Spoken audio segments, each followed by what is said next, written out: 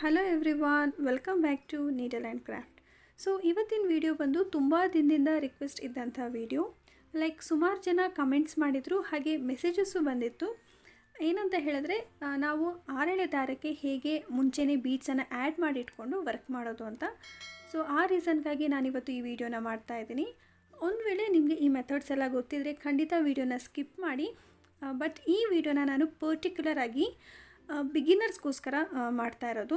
So ಈಗಷ್ಟೇ ಹೊಸದಾಗಿ crochet ಕಲ್ತಿರ್ತಾರೆ ಅಲ್ವಾ, ಸೊ ಅಂಥವ್ರಿಗೆ ಹೆಲ್ಪ್ ಆಗಲಿ ಅನ್ನೋ ರೀಸನ್ಗೆ ಇವತ್ತು ಈ ವಿಡಿಯೋನ ಮಾಡ್ತಾಯಿದ್ದೀನಿ.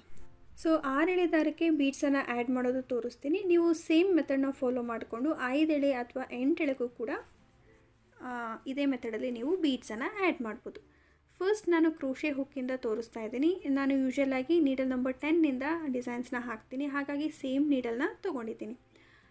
ಆ್ಯಂಡ್ ಈ ಆರೆಳೆ ದಾರನ ನಮ್ಮ ಇಂಡೆಕ್ಸ್ ಫಿಂಗರ್ಗೆ 2 ರೌಂಡ್ ಹಾಕಿಬಿಟ್ಟು ಥಂಬಲ್ಲಿ ಹಿಡ್ಕೊಳ್ಬೇಕು. ಸೊ ಅದು ಒಂದು ಸ್ಟ್ರೈಟ್ ಲೈನಲ್ಲಿ ಸ್ಟಿಫ್ ಆಗಿರುವಂಥ ಒಂದು ಸ್ಟ್ರೈಟ್ ಲೈನ್ ರೀತಿ ಬರುತ್ತೆ. ಆವಾಗ ನಮಗೆ ಬೀಡ್ಸನ್ನು ಆ್ಯಡ್ ಮಾಡೋದಕ್ಕೆ ತುಂಬ ಈಸಿ ಆಗುತ್ತೆ. ನಾನು ಯೂಶ್ವಲಾಗಿ ಈ ರೀತಿ ಆ್ಯಡ್ ಮಾಡೋದು. ನಿಮಗೆ ಯಾವುದು ಕಂಫರ್ಟಬಲ್ ನೋಡಿಕೊಂಡು ನೀವು ಆ ರೀತಿ ಬೀಡ್ಸನ್ನು ಆ್ಯಡ್ ಮಾಡ್ಬೋದು. ಇಲ್ಲಿ 2 mm ಸೈಜ್ ಇರುವಂಥ ಬೀಡನ್ನು ತೊಗೊಂಡಿದ್ದೀನಿ. ಸೊ ಈ ಬೀಡು ಆರಾಮಾಗಿ ನೀಡಲ್ ನಂಬರ್ 10ನಲ್ಲಿ ಹಿಡಿಸುತ್ತೆ. ಸೊ ನಾನು ನೀಡಲ್ಗೆ 2 ಬೀಡ್ ಹಾಕಿಬಿಟ್ಟು ಈ ರೀತಿ ದಾರಕ್ಕೆ ಪೋಣಿಸ್ಕೊತಾ ಇದ್ದೀನಿ. ಸೊ ನೋಡಿ, ಇದು ಒಂದು ಮೆಥಡು. ನೀವು ಸ್ಟಾರ್ಟಿಂಗ್ ಟ್ರೈ ಮಾಡೋದಾದರೆ ಒಂದೇ ಬೀಡನ್ನು ಕ್ರೋಶೆಯಲ್ಲಿ ತೊಗೊಂಡು ದಾರಕ್ಕೆ ಆ್ಯಡ್ ಮಾಡ್ಕೊಳ್ಳಿ. ಸೊ ನೀವು ಪ್ರಾಕ್ಟೀಸ್ ಮಾಡ್ತಾ ಮಾಡ್ತಾ ಒಟ್ಟೊಟ್ಟಿಗೆ 5-6 ಬೀಡ್ಸನ್ನು ತೊಗೊಂಡು ಕೂಡ ಒಂದೇ ಸಲ ದಾರಕ್ಕೆ ಹಾಕ್ಕೊಂಡ್ರೆ ಬೇಗ ಬೇಗ ಬೀಡ್ಸನ್ನು ಆ್ಯಡ್ ಮಾಡ್ಕೊಬೋದು. So 2 mm or 3 mm size ಇರೋ ಬೀಡೆಲ್ಲ ಇದೇ ರೀತಿ ನೀಡಲ್ ನಂಬರ್ 10ನಲ್ಲಿ ನಾವು ಈಸಿಯಾಗಿ ಆ್ಯಡ್ ಮಾಡ್ಬೋದು. ಇವಾಗ ನಾನು 0 ಸೈಜ್ ಬೀಡನ್ನು ತೊಗೊಂಡಿದ್ದೀನಿ. ಸೊ ಇದು 0 ಸೈಜ್ ಬೀಡ್ಸ್. ಈ ಬೀಡು ನೀಡಲ್ ನಂಬರ್ 10ನಲ್ಲಿ ಹಿಡಿಸೋದಿಲ್ಲ, ಬಿಕಾಸ್ ಹೋಲ್ ಬಂದು ತುಂಬಾ ಸ್ಮಾಲ್ ಇದೆ. ದಟ್ ಈಸ್ ದ ರೀಸನ್ ನಾನಿಲ್ಲಿ ನೀಡಲ್ ನಂಬರ್ 12 ತೊಗೊತಾ ಇದ್ದೀನಿ. ಸೊ 12 ನಂಬರ್ ನೀಡಲಲ್ಲಿ ಈಸಿಯಾಗಿ ಬೀಡ್ಸನ್ನು ತೊಗೊಳ್ಬೋದು. ನೋಡಿ ಎಷ್ಟು ಈಸಿಯಾಗಿ ಈ 12 ನಂಬರ್ ನೀಡಲ್ಗೆ ಈ ಬೀಡ್ಸು ಆ್ಯಡ್ ಆಯಿತು. ಹಾಗೆ ಸೇಮ್ ಮೆಥಡಲ್ಲಿ ನಾನು ಆ ಬೀಡ್ಸನ್ನು ದಾರಕ್ಕೆ ಪೋಣಿಸ್ಕೊಂಡಿದ್ದೀನಿ. Only the thing is 0 size bead ಮಾತ್ರ ನಾವು ನೀಡಲ್ ನಂಬರ್ 12ಅಲ್ಲಿ ಆ್ಯಡ್ ಮಾಡ್ಕೊಬೋದು. ಸೊ ಬೆಟರ್ ಈ 12 ನಂಬರ್ ನೀಡಲ್ ಕೂಡ ನೀವು ಇಟ್ಕೊಂಡ್ರೆ ಒಳ್ಳೆಯದು. ಸೊ ಇದು ಫಸ್ಟ್ ಮೆಥಡ್, ಕ್ರೋಶೆಲಿ ಆ್ಯಡ್ ಮಾಡೋದು ಫಸ್ಟ್ ಮೆಥಡ್ ನಾನು ತೋರಿಸಿರೋದು.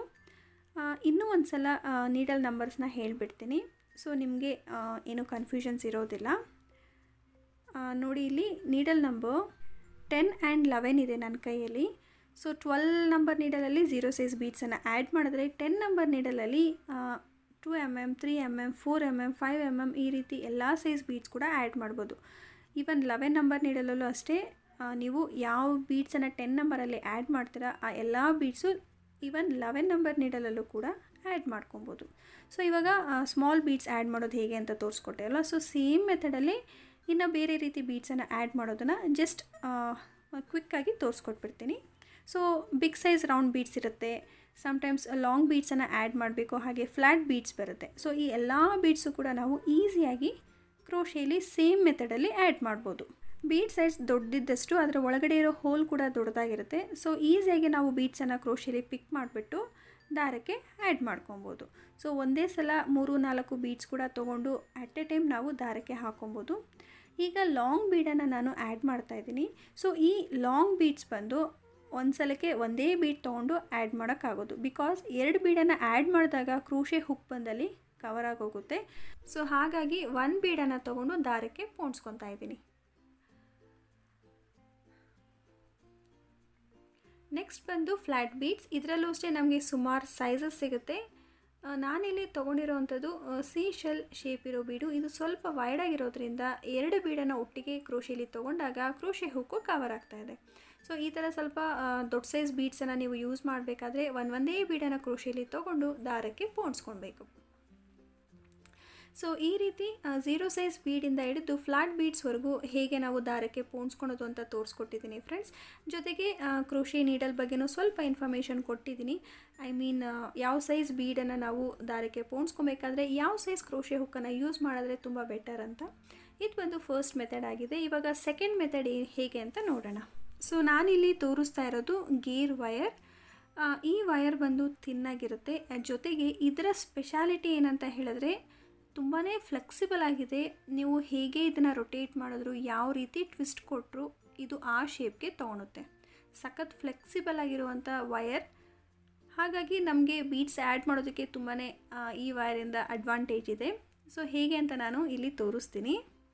ಸೊ ನಿಮಗೆ ಯಾವ ಲೆಂತ್ಗೆ ಬೇಕೋ ನೋಡಿಕೊಂಡು ಆ ಲೆಂತ್ಗೆ ವಯರನ್ನು ಕಟ್ ಮಾಡಿ ಎಕ್ಸಾಕ್ಟ್ಲಿ ಮಿಡ್ ಪಾಯಿಂಟ್ಗೆ ಒಂದು ಫೋಲ್ಡ್ ಮಾಡಿದ್ರೆ ಈ ರೀತಿ ವಿ ಶೇಪ್ಗೆ ಬರುತ್ತೆ.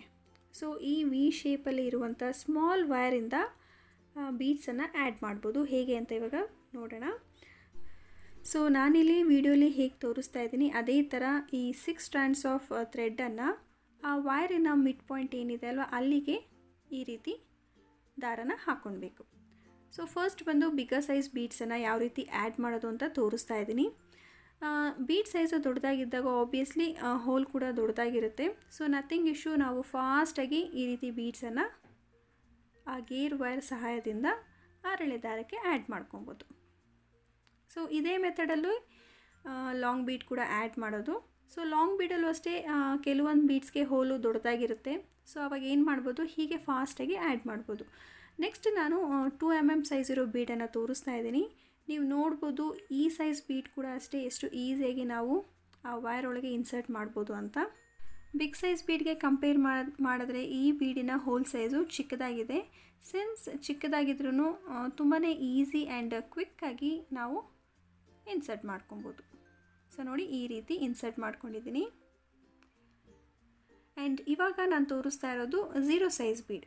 ಎಸ್, ಖಂಡಿತ 0 ಸೈಜ್ ಬೀಡ್ನೂ ಕೂಡ ಇದೇ ಗೇರ್ ವೈರ್ ಸಹಾಯದಿಂದ ಇನ್ಸರ್ಟ್ ಮಾಡ್ಬೋದು. ನೀವು ಅಂದ್ಕೊಬೋದು ತುಂಬಾ ಚಿಕ್ಕದಾಗಿದೆ ಹೋಲು, ಬಟ್ ಹೇಗೆ ಈ ಗೇರ್ ವೈರಲ್ಲಿ ಇನ್ಸರ್ಟ್ ಆಗುತ್ತೆ ಅಂತ. ನೀವೇ ನೋಡ್ತಾ ಇರ್ಬೋದು ಎಷ್ಟು ಈಸಿಯಾಗಿ ಇನ್ಸರ್ಟ್ ಆಗ್ತಾಯಿದೆ ಅಂತ. ಇದು ಒಂದು ಗೇರ್ ವೈರ್ ಇದ್ದರೆ ಸಾಕು, ನಾವು ಎಲ್ಲ ಸೈಜಸ್ಸಿನ ಬೀಡ್ಸನ್ನು ಈಸಿಯಾಗಿ ಆ್ಯಡ್ ಮಾಡ್ಕೊಬೋದು. ಹಾಗನ್ಬಿಟ್ಟು ನಾನು ಬೇರೆ ಮೆಥಡ್ಸ್ಗೆ ಕಂಪೇರ್ ಮಾಡ್ತಾ ಇಲ್ಲ. ಪ್ರತಿಯೊಂದು ಮೆಥಡಲ್ಲೂ ಅದರದ್ದೇ ಆದಂಥ ಅಡ್ವಾಂಟೇಜ್ ಇರುತ್ತೆ. ನಾನು ಏನು ಹೇಳಕ್ಕೆ ಹೊರಟಿದ್ದೀನಿ ಅಂದರೆ, ಒಂದು ವೇಳೆ ನಿಮಗೆ ಕ್ರೋಶೆ ಹುಕ್ ನಂಬರ್ 12 ಸಡನ್ನಾಗಿ ಸಿಗಲಿಲ್ಲ, ಯಾವುದೋ ಒಂದು ಅರ್ಜೆಂಟ್ ಆರ್ಡರ್ ಇತ್ತು, ಅವಾಗೇನು ಮಾಡ್ಬೋದು, ಈ ಗೇರ್ ವೈರ್ ನಿಮ್ಮ ಹತ್ರ ಇದ್ದಾಗ ಇಮಿಡಿಯೇಟಾಗಿ ಈ ಗೇರ್ ವೈರ್ನ ಪಿಕ್ ಮಾಡಿಬಿಟ್ಟು ನೀವು ಬೀಡ್ಸನ್ನು ಆ್ಯಡ್ ಮಾಡ್ಕೊಬೋದು. ಇದಿಷ್ಟಾಗಿದೆ ಸೆಕೆಂಡ್ ಮೆಥಡ್. ಈಗ ಥರ್ಡ್ ಮೆಥಡ್ ಹೇಗೆ ಅಂತ ನೋಡೋಣ. ಇಲ್ಲಿ ನಾನು ನಾರ್ಮಲ್ ಹೆಮ್ಮಿಂಗ್ ನೀಡಲ್ಗೆ 2 ಎಳೆ ಕಾಟನ್ ದಾರ ಹಾಕಿಬಿಟ್ಟು ಎಂಡಲ್ಲಿ ಗಂಟು ಮಾಡ್ಕೊಂಡಿದ್ದೀನಿ. ಹಾಗೆ ಈ ದಾರದ ಲೆಂತು ಒಂದು 5 ಇಂಚಷ್ಟು ಇದ್ದರೆ ಸಾಕು, ತುಂಬ ಉದ್ದ ಕೂಡ ತೊಗೊಬೇಡಿ. ಒಂದು ವೇಳೆ ನಿಮ್ಮ ಹತ್ರ ಈ ರೀತಿ ಕಾಟನ್ ದಾರ ಸಿಗಲಿಲ್ಲ ಅಂದರೆ ನೀವು ಕುಚ್ಚನ್ನು ಟೈ ಮಾಡೋದಕ್ಕೆ ಝರಿ ಥ್ರೆಡ್ ಯೂಸ್ ಮಾಡ್ತೀರಾ ಅಲ್ವಾ, ಸೊ ಆ ಝರಿ ಥ್ರೆಡ್ನ ಕೂಡ ಹೆಮ್ಮಿಂಗ್ ನೀಡಲ್ಗೆ ಹಾಕ್ಕೊಳ್ಬೋದು. ಸೊ ಇದು ಆಲ್ಮೋಸ್ಟ್ ಎಲ್ಲರಿಗೂ ಗೊತ್ತಿರ್ಬೋದು, ಬಟ್ ಸ್ಟಿಲ್ ಬಿಗಿನರ್ಸ್ ಯಾರಿಗಾದರೂ ಗೊತ್ತಾಗಲಿಲ್ಲ ಅಂದರೆ ಇದನ್ನು ವಾಚ್ ಮಾಡಿ. ಈ 6 ಎಳೆ ದಾರನ ಝರಿ ಥ್ರೆಡ್ ಒಳಗಡೆಯಿಂದ ಇನ್ಸರ್ಟ್ ಮಾಡಿಕೊಂಡು ಈ ರೀತಿ ಇಟ್ಕೊಳ್ಬೇಕು. ಇಲ್ಲಿ ನಾವು ಒಂದೇ ಬೀಡನ್ನು ನೀಡಲ್ಗೆ ಹಾಕೋದ್ರ ಬದಲು ಇನ್ನೂ ಒಂದು ಮೆಥಡ್ ಮಾಡ್ಬೋದು. ಅದು ತುಂಬ ಫಾಸ್ಟ್ ಆಗುತ್ತೆ.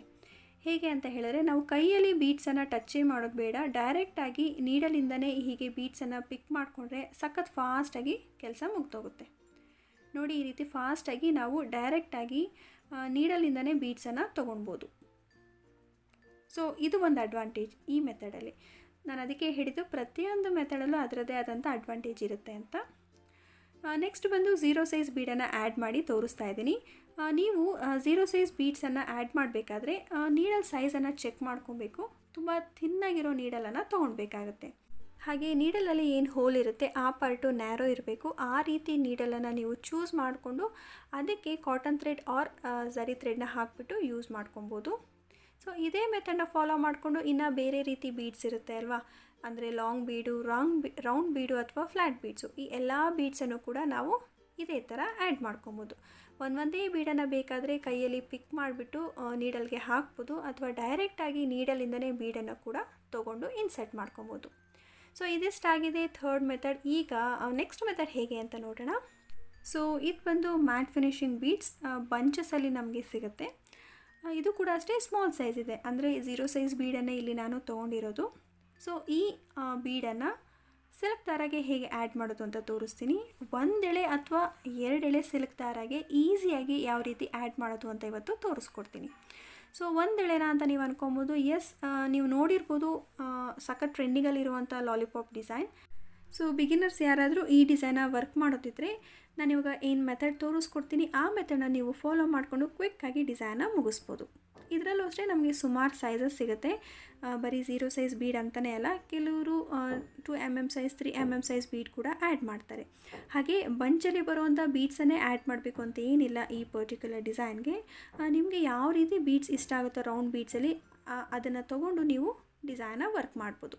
ಬೇರೆ ರೀತಿ ಬೀಡ್ಸನ್ನು ನೀವು ಆ್ಯಡ್ ಮಾಡೋದಾದರೆ ನಾನು ಬೇರೆ ಮೆಥಡ್ಸನ್ನು ಏನು ತೋರಿಸ್ಕೊಟ್ಟಿದ್ದೀನಿ ಅದನ್ನು ಫಾಲೋ ಮಾಡಿಕೊಂಡು ವರ್ಕ್ ಮಾಡ್ಕೊಳ್ಳಿ.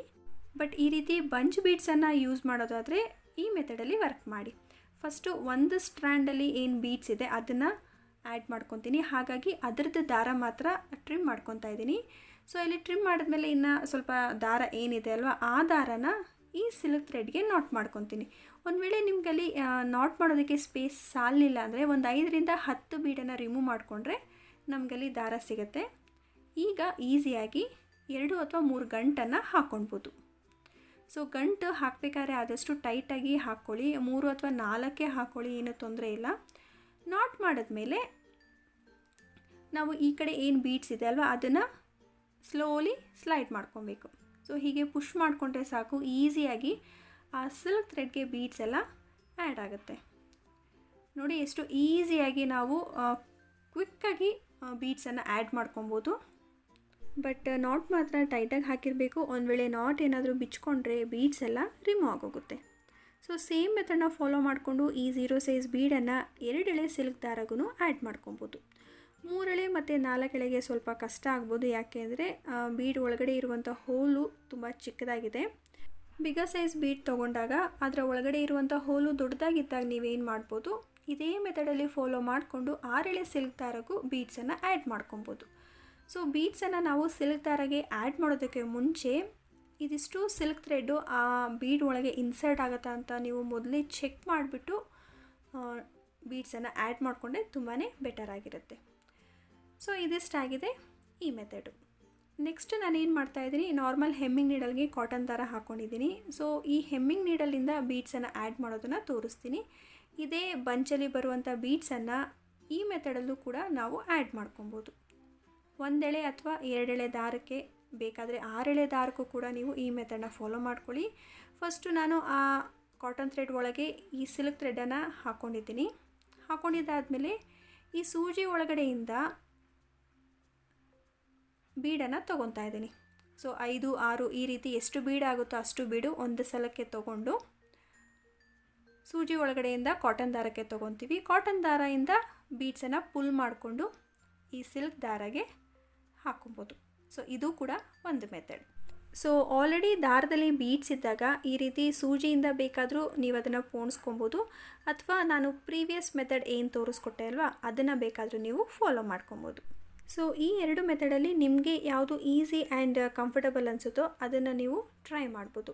ಸೊ ಇವಾಗ ನಾನೇನು ಒಂದಷ್ಟು ಮೆಥಡ್ಸ್ ತೋರಿಸಿದ್ದೀನಿ ಅದನ್ನು ಬರೀ ಸಿಲ್ಕ್ ಥ್ರೆಡ್ಗೆ ಮಾತ್ರ ಅಲ್ಲ, ಇವನ್ ನೀವು ಕಮಲ್ ಕಡಾಯಿ ಥ್ರೆಡ್ಗೂ ಕೂಡ ಬೀಡ್ಸನ್ನು ಆ್ಯಡ್ ಮಾಡ್ಕೊಬೋದು. ಸೊ ಇದಿಷ್ಟಾಗಿದೆ ಇವತ್ತಿನ ವಿಡಿಯೋ. ಹೋಪ್ಫುಲಿ ನಿಮ್ಮೆಲ್ಲರಿಗೂ ಇಷ್ಟ ಆಗಿದೆ ಅಂದ್ಕೊತೀನಿ. ಸ್ಪೆಷಲಿ ಫಾರ್ ಬಿಗಿನರ್ಸ್ ತುಂಬ ಜನ ನನಗೆ ಯಾರ್ಯಾರು ಕಮೆಂಟ್ಸ್ ಮಾಡಿದರು, ಸೊ ಅವರಿಗೆಲ್ಲ ಹೆಲ್ಪ್ಫುಲ್ ಆಗಿದೆ ಅಂತ ಅಂದ್ಕೊತೀನಿ. ಸೊ ನೆಕ್ಸ್ಟ್ ಇಂಟ್ರೆಸ್ಟಿಂಗ್ ಡಿಸೈನ್ ಜೊತೆ ನಾನು ಸಿಗ್ತೀನಿ. See you soon. Till then, take care.